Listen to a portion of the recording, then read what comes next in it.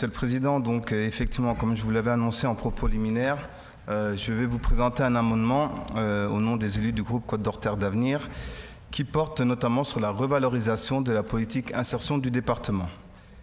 Le budget primitif 2026 consacre 64,5 millions d'euros à la politique insertion emploi-logement, mais 67,4 millions sont dédiés au seul versement de l'allocation RSA. Ainsi, seulement 7,1 millions permettant réellement d'agir, accompagner les personnes, financer les SIAE, lever les freins, soutenir la mobilité, prévenir les ruptures de logement. Dans le même temps, les dépenses sociales du département baissent de 1,81%, alors que la précarité progresse, que les tensions sur le logement augmentent et que la loi plein emploi impose davantage d'accompagnement sans moyens à hauteur des besoins. Le département présente la dépense sociale comme un coût subi, comme une conséquence imposée par l'État. Ce discours nie pourtant l'essence même de la collectivité départementale, réparer, protéger, émanciper. Dire que l'action est imposée, c'est renoncer à ce que nous sommes, Monsieur le Président. La solidarité n'est pas une fatalité budgétaire, c'est un choix politique qui engage la cohésion de nos territoires, ruraux comme urbains. Aujourd'hui, les allocataires du RSA ne demandent pas plus de contrôle, ils demandent des moyens pour agir. Et les SIAE ne demandent pas plus de directives, elles demandent des financements adaptés. Les travailleurs sociaux n'attendent pas des discours, ils attendent des marges de manœuvre. Cet amendement propose donc un rééquilibrage avec un renforcement des crédits dédiés à l'emploi, insertion et le logement, autour de 3 axes. Accompagner vers l'emploi, l'aide recours, l'idée de pouvoir doubler la durée du dispositif et l'élargissement au SIAE. La création d'une dotation complémentaire pour lever les freins directs, mobilité, garde d'enfants, énergie, santé, équipement professionnel et permis. Le deuxième axe, l'insertion par l'activité économique. Relèvement de l'aide au fonctionnement pour les ateliers et chantiers d'insertion afin de financer de nouveaux postes en CDDI. Renforcement de l'ingénierie des projets, accompagnement des communes, associations, SIAE, sécurisation du FSE+. Et enfin, le troisième axe, le fléchage de subventions complémentaires vers des actions logement-emploi dans le FSL afin de prévenir les expulsions, sécuriser les parcours d'insertion fragiles et soutenir les personnes face aux hausses de charges.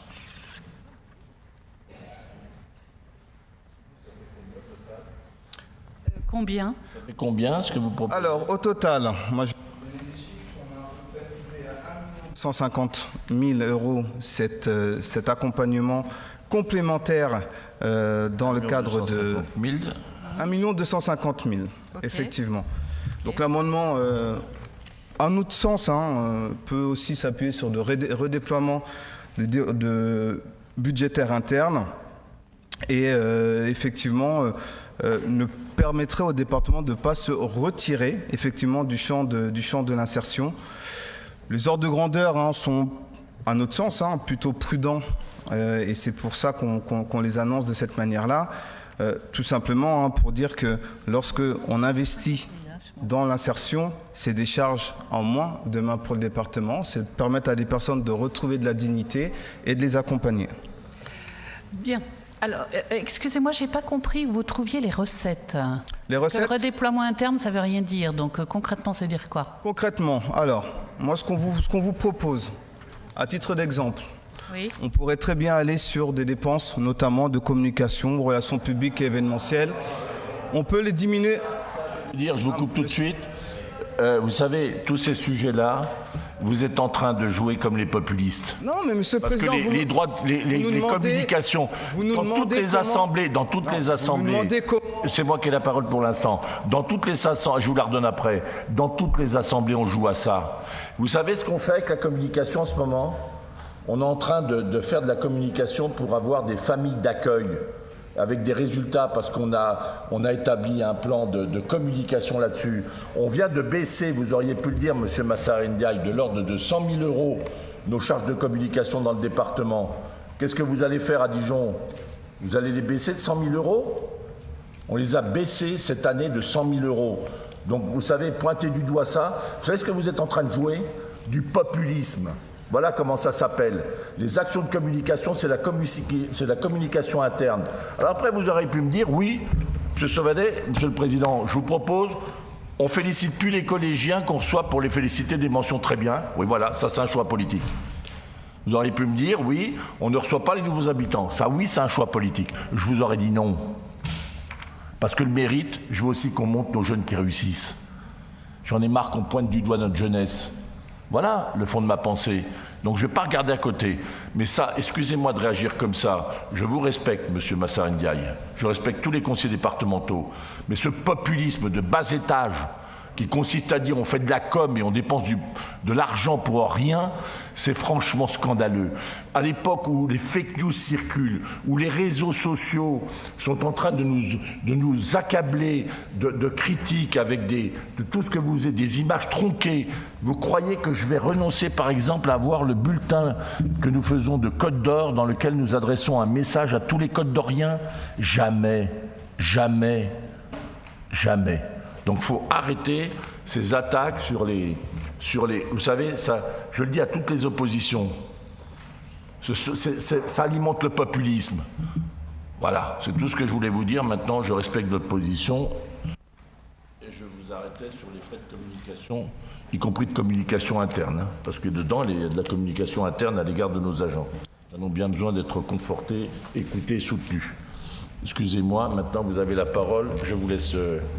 Alors, Monsieur le Président, je vous respecte également et je ne vous permettrai pas de laisser penser que je fais du populisme parce que je peux à mon tour lever la voix et m'offusquer. Vous n'avez pas levé la voix, monsieur, parce que je trouve que c'est l'expression zéro de la politique. Voilà le fond de ma pensée. C'est le degré zéro de la politique, la communication. Est-ce que je vais dire, moi, à Dijon, combien vous avez de communication ? Vous voulez que je regarde ? Vous voulez que je regarde en ce moment ce qui se passe, là, les réunions qu'on fait ? Jamais je ferai ça. J'ai trop de respect pour la démocratie. Vous avez la parole. Alors, je vais compléter et je vais confirmer ce que j'ai dit à l'instant.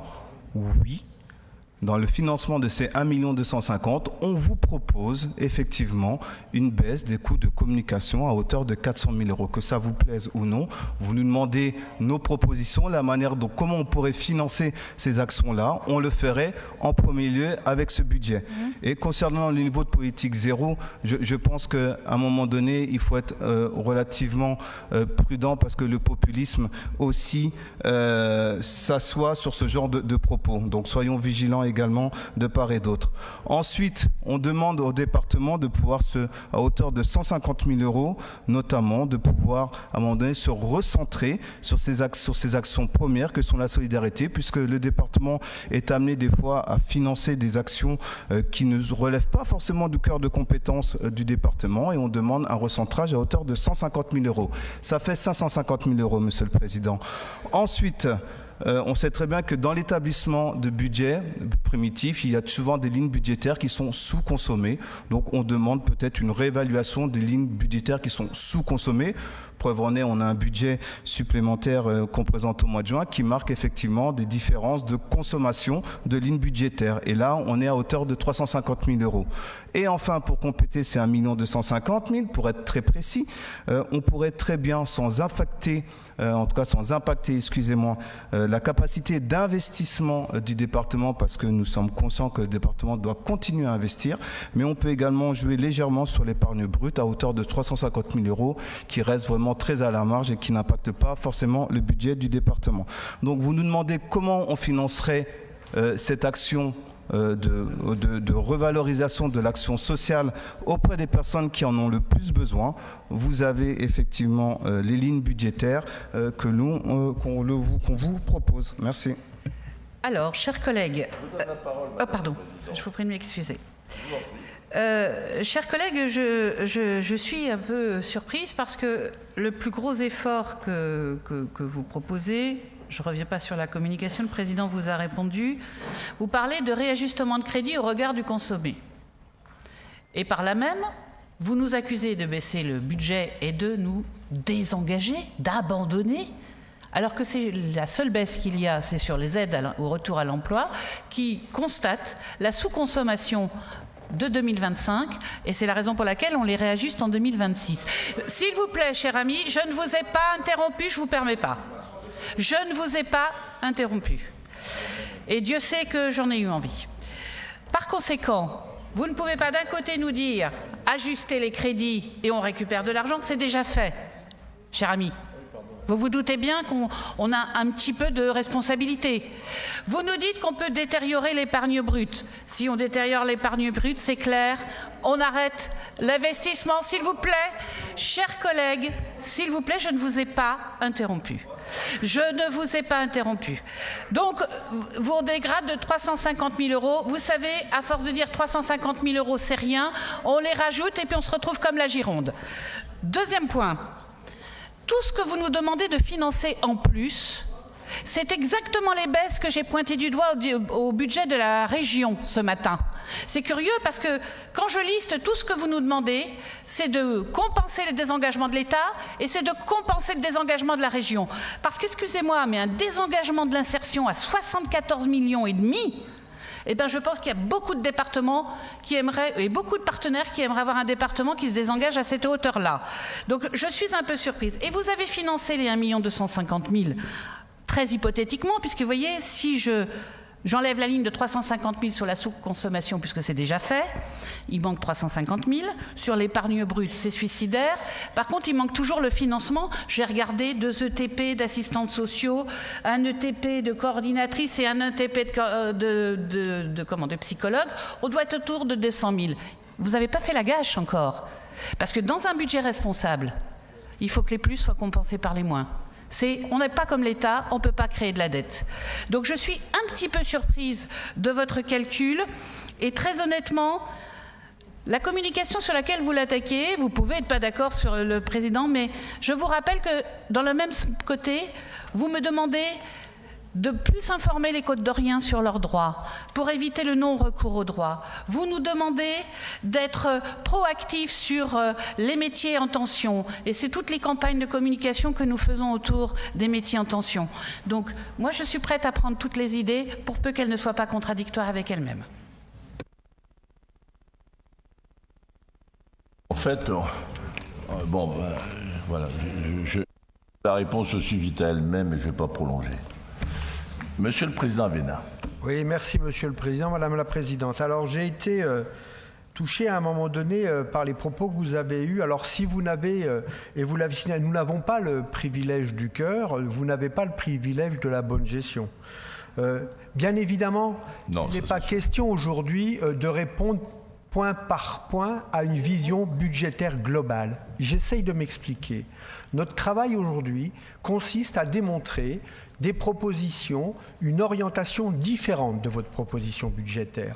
Je pourrais vous répondre, on a constaté 16 millions de revenus supplémentaires, qu'en est-il des DMT, où on pourrait avoir ce débat entre nous. Aujourd'hui, ce que nous voulons faire, c'est parler aux Côtes-d'Oriens. Et pour parler aux Côtes-d'Oriens, il faut leur donner notre différente vision de nos orientations. Évidemment, vous êtes dans l'exécutif, je vous le rappelle, les élections vous ont mis aux manettes et vous menez le budget qui correspond au programme que vous avez déposé. On vous explique, nous, pourquoi est-ce qu'on a une vision différente et on est en capacité, on peut discuter point par point de l'euro à l'euro près. Et j'ai souvenir, me semble-t-il, avoir fait cette expérience du contre-budget qui consistait à systématiquement aller abonder. La lisibilité sur l'orientation de nos choix politiques est nulle. En réalité, ce que je veux et ce que nous souhaitons dans le groupe Côte d'Or Terre d'Avenir, c'est de mettre en évidence les différenciations d'orientation politique générale. Et, Monsieur le Président, s'il y a quelque chose contre lequel je lutte férocement, c'est le populisme. Férocement. Et dans notre groupe, je suis très attentif à ce qu'il n'ait pas lieu. Et les propos qui ont été tenus n'ont en aucun cas pour objectif d'être populistes, mais pour démontrer que nos choix budgétaires et stratégiques seraient différents de ceux de l'exécutif. Voilà, merci. Merci beaucoup. Je connais votre engagement à avoir un débat démocratique. Simplement, ce qu'on essaye de démontrer ensemble dans cet exercice démocratique, c'est que les différences doivent être clairement assumées. Ce que j'observe depuis le début de nos travaux, lutte contre la fraude, vous me dites oui. Arsenal de sanctions, je vous dis, je vous ferai un rapport, on va regarder comment ça fonctionne, mais j'applique la loi, vous me dites non. Il y a une ambiguïté incroyable. Vous me déposez un amendement sur le fait que vous voulez renforcer les familles d'accueil, renforcer le tiers dit de confiance, mais de manière très générale, voilà, avoir une autre approche. Je vous dis oui. Je vous dis, la démarche n'est peut-être pas forcément la bonne, je vous rendrai compte de ce que nous faisons. C'est un contre.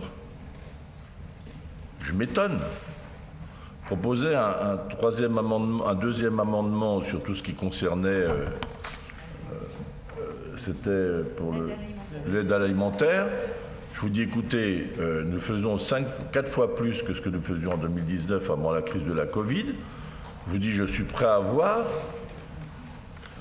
en cours d'année, s'il y a des besoins complémentaires. Vous me dites non, c'est 400 000 euros maintenant, alors qu'on est dans un contexte budgétaire tendu. Et puis vous m'obligez au vote pour dire non.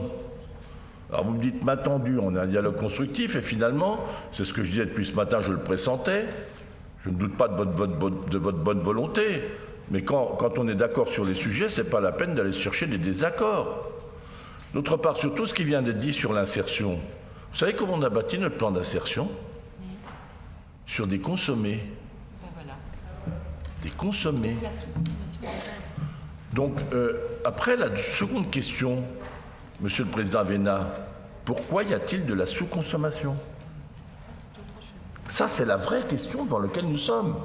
Je peux inscrire des sommes. Vous savez, j'ai voulu, Monsieur Avena, je vous sais de bonne foi.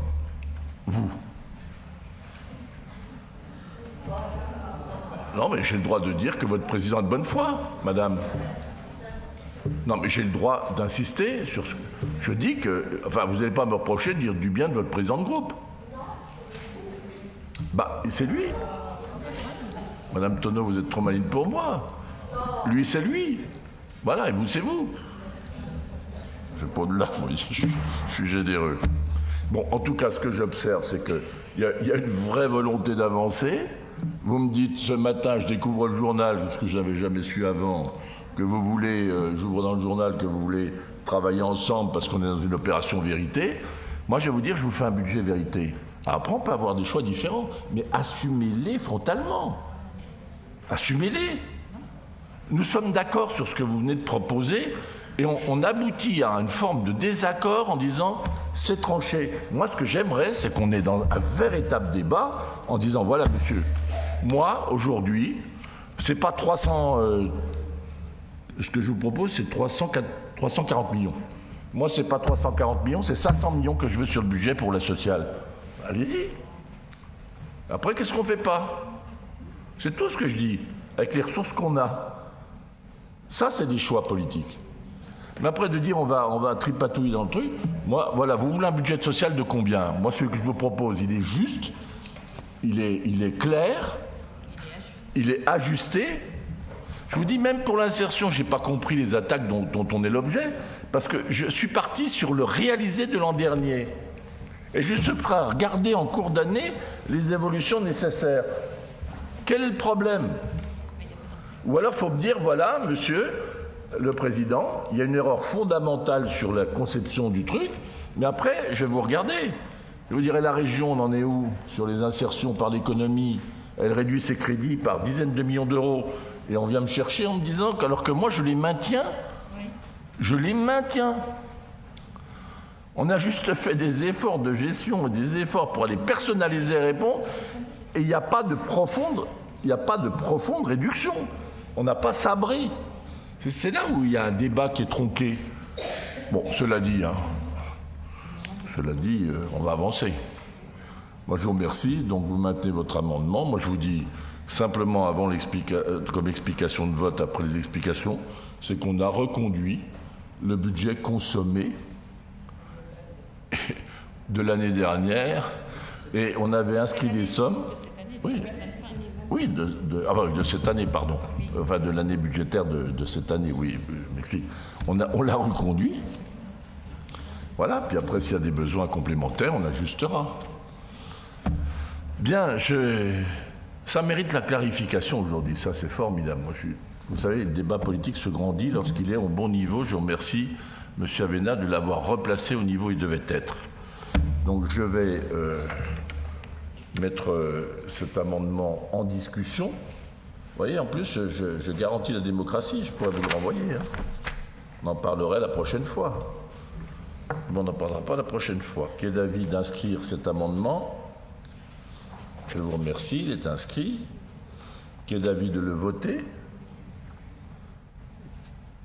Je prends acte de que le groupe de gauche le vote. Qui est d'avis de s'y opposer? Moi aussi. Et donc, il est ainsi retoqué.